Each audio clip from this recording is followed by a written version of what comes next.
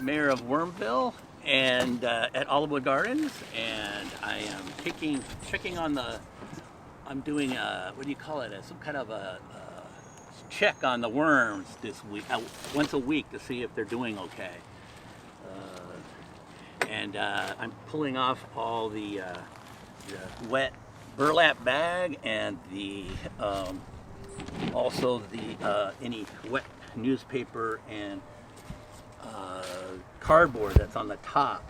We just started this bin a couple weeks ago with some fresh worms, and I fed it some watermelon. And I'm checking to see right now, I'm digging down deep into the center of the pile to see if there's any watermelon left, and wow, it looks like it's all gone. And look at them worms. Oh my gosh, yeah. The worms are having a good old time here. Look at that. Yeah, there were some happy worms, so I'm gonna have to feed them. So it's a good day to feed them.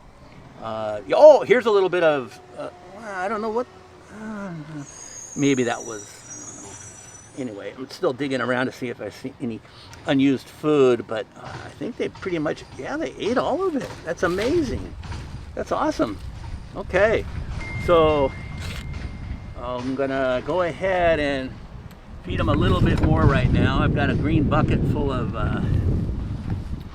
chopped up cucumbers, and I think there were some coffee grounds in there.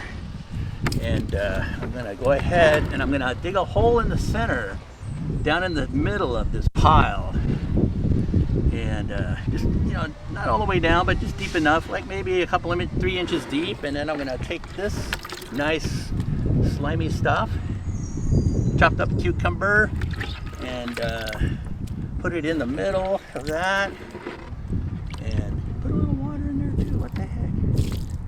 And so the more rotten the better. I mean, because the worms, they eat the bacteria that eat the rotting fruit, and that's what they really do. And so rotten is good for worms. And there's certain types of food that you probably don't want to put in there, and those are the acidic vegetables. Your good worm food: rotten bananas and peels, berries, melons, bell peppers, eggplants, apricots, plums,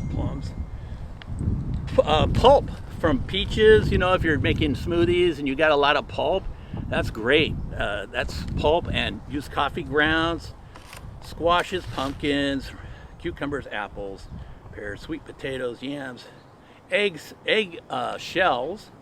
And you want to wash the egg shells out just to get rid of any possibility of salmonella.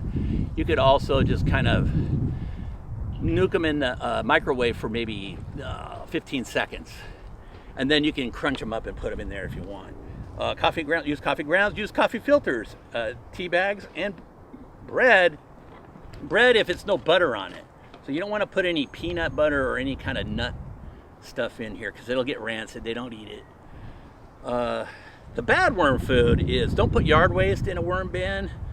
They don't like to eat, they won't eat beans, nuts, corn cobs. They don't like onions, hot peppers, salty foods, and dairy products. So there you go. And so I cover this pile of vegetables here so that all the worms can get around it, 300 all the way around it, and they'll devour it really fast. If you just put it on the surface, it's not as good, because the worms will have to come up to the surface. They don't really like the sun. They like to stay down inside a pile. So there you go. They're all fed for another, I might add some more later, but for right now. Oh yes, you never put meat or bones, fats, grease, pastries, anything with sugar or candy, anything oily like peanut butter.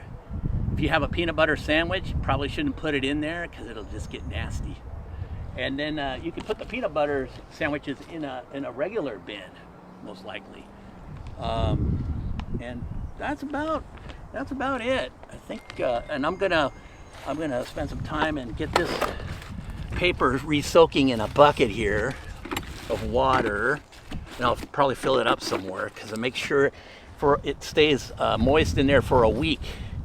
And I like to cover the pile with a layer of wet paper, newspaper, cardboard, and then I throw the wet burlap on top of it, just so it really keeps it nice and wet in there. And, yep, got a little bit more work. These are burlap bags you can get from a coffee roaster. They're used, and sometimes you're lucky you can find them. You just have to keep your eyes open. Sometimes fish markets or fishermen, they'll toss these out too, but you have to be really lucky to find those. Anyway,